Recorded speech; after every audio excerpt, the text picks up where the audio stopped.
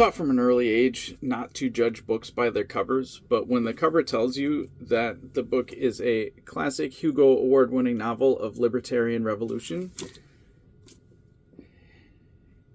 yeah. So yeah, The Moon is a Harsh Mistress follows Manuel O'Kelly, who narrates the story in a vaguely Russian accent that takes about a paragraph to get fully on board with. He's a computer technician, an independent contractor, which is an important point for this particular book. He services a Lunar Authority administrative supercomputer he names Mycroft, or Mike for short, and keeps to himself the fact that Mike has become self-aware. The Lunar Authority, which administers a moon that is essentially a prison filled with convicts and the offspring of convicts, is making it difficult for the residents of Luna to make ends meet. Resources on the moon are limited, farmers aren't getting value for the wheat they send back to Terra, they spend too much for water they've already recycled 3 times. Some people are at a breaking point, and Manny goes to an action meeting where he meets an activist with the improbable name of Wyoming Not, and his old Professor De La Paz, both of whom debate what sort of action to take against the Lunar Authority. The meeting is broken up by authority cops, and the 3 end up meeting together later in hiding, at which point the professor convinces Manny to lead the revolution. There was enough plot and characterization to keep my attention through the early chapters, especially in the crucial bits where the story essentially spins its wheels while the conversation alternates between world building and revolutionary politics, with Wyo, as Wyoming Not is usually referred, because she doesn't like to be called Why Not. With Wyo usually holding the idiot ball because someone has to, and it can't be the protagonist or the mentor. It's clear reading this that Heinlein has definite opinions, and these characters exist for him to play out the arguments for them like one of those Plato deals or Atlas Shrugged or something. This book is steeped in world building, with Manny narrating his first-person account of the era, filling in details along the way. Some of these are matter-of-fact use of what we today would consider racial slurs, but they appear to be accepted usage in this lunar culture, so slight content warning for that. In fact, this being Heinlein's 4th Hugo award-winning book, he seems to feel comfortable through his protagonist Manny in expressing all sorts of opinions, some of them libertarian, others of the lifestyle variety, which are pretty complimentary in this setting. I chose this for my first Heinlein because I have other plans for Starship Troopers, and I've read that a lot of his other work is problematic in some ways.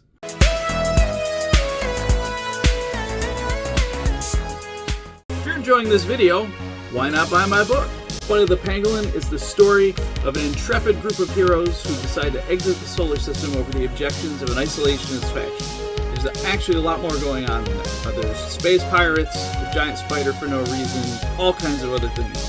Buy it now online wherever you buy books or at our website, www.thepangolinrepublic.com. You can also get fun t-shirts and random other stuff if you want.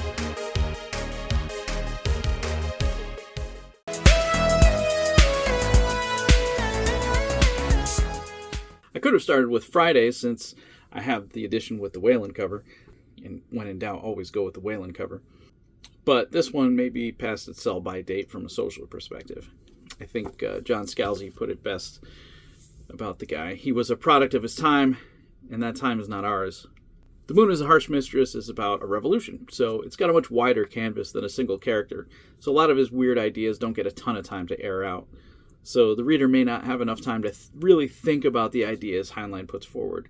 Like in the Lunar Civilization, women are a minority, which gives them power. They get to choose who they spend their time with, because there's less of them. Which I feel like ignores some unfortunate details of male behavior. And before you run out to pick this book up as a manual on how to run a revolution, just make sure you have a self-aware supercomputer and a couple of space catapults on your side before you start seceding from whatever sovereignty you don't particularly like living under. The big idea here is TANSTAAFL, or there ain't no such thing as a free lunch, Heinlein's thesis statement for the book. Everything has a cost assigned to it. No one is immune to that cost, but also no one should be paying for someone else's free lunch either. He touches on Malthusian economics, a few other philosophy theories. I've never read Atlas Shrugged, but I feel like this is, maybe to a lesser extent, the sci-fi version. My personal opinion is that every political philosophy has issues big enough to drive a truck through, and libertarianism is no exception.